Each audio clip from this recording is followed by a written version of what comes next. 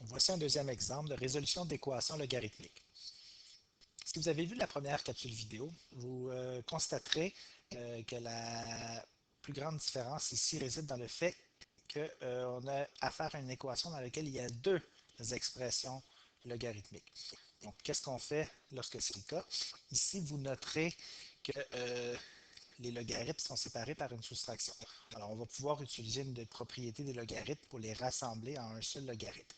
Mais avant, je vous rappelle que lorsqu'on résout des équations logarithmiques, il faut d'abord identifier le domaine qui sera presque à coup sûr restreint. Alors, domaine ici.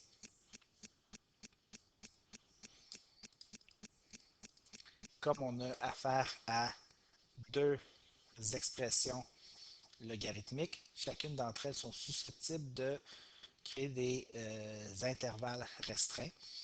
Alors, x plus 7 qui se trouve dans le premier log ici, on doit s'assurer que c'est supérieur à 0.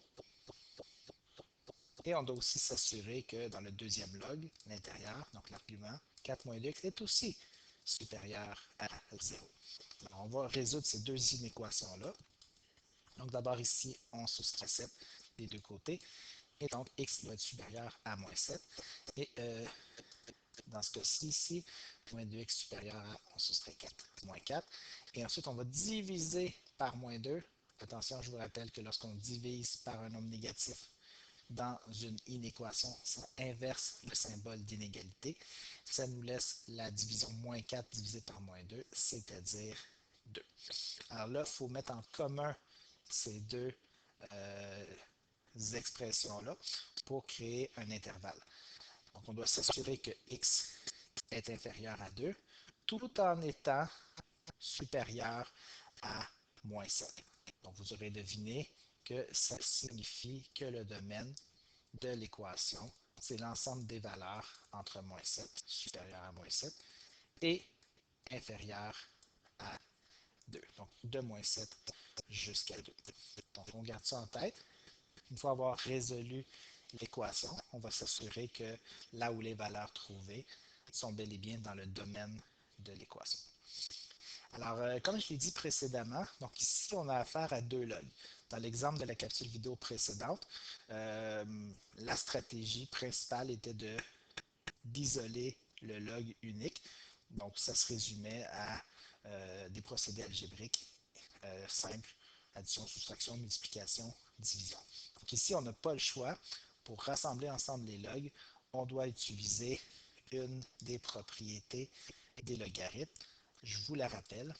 Donc, on a un log en base b de u sur v est égal au log en base b de u moins le log en base b de v. Donc, c'est un rappel de la propriété qu'on s'apprête à utiliser.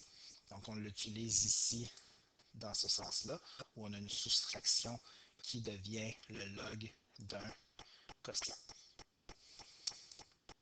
Alors, ici, sans changer le membre de droite de l'égalité, donc mes deux logs qui sont soustraits deviendront le log d'un quotient de deux logs, donc x plus 7 en haut et 4 moins 2x en bas.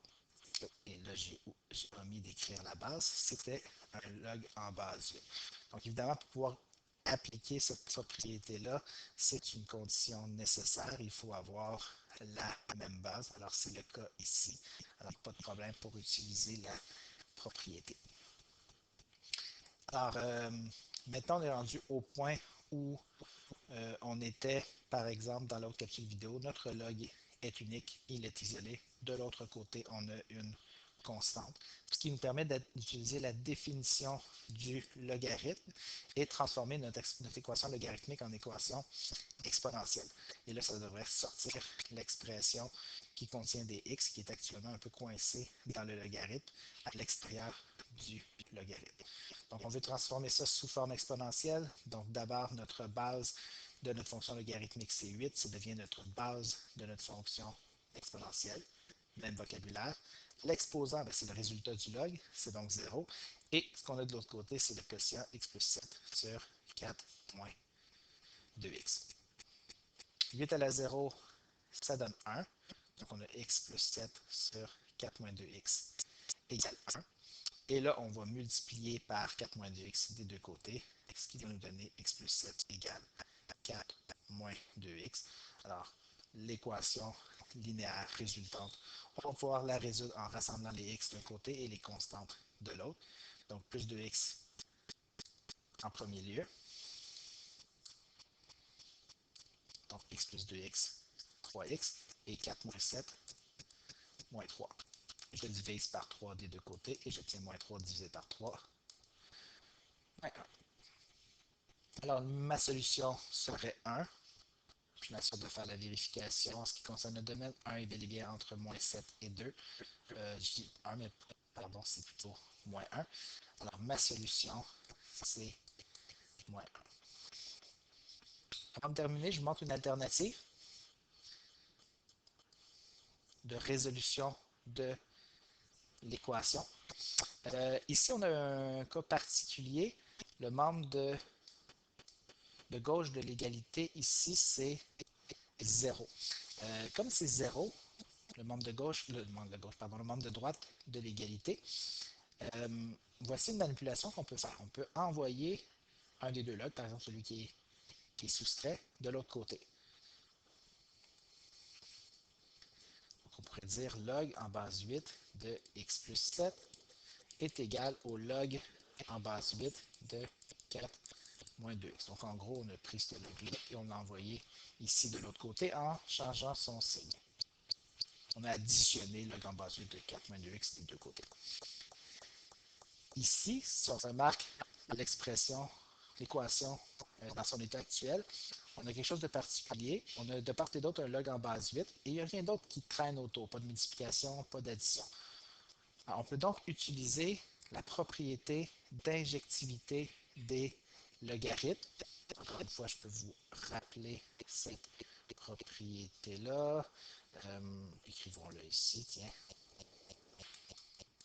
Donc, si on a le log en base b de u égale log en base b de v, ça voudrait dire que nécessairement u est égal à v. Donc, c'est la propriété ici d'injectivité des logarithmes.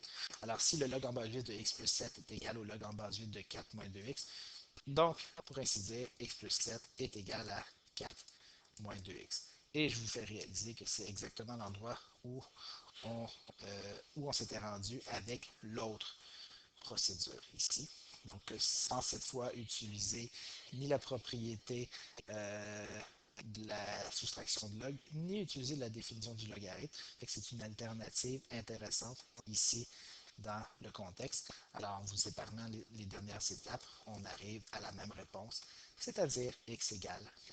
Voilà.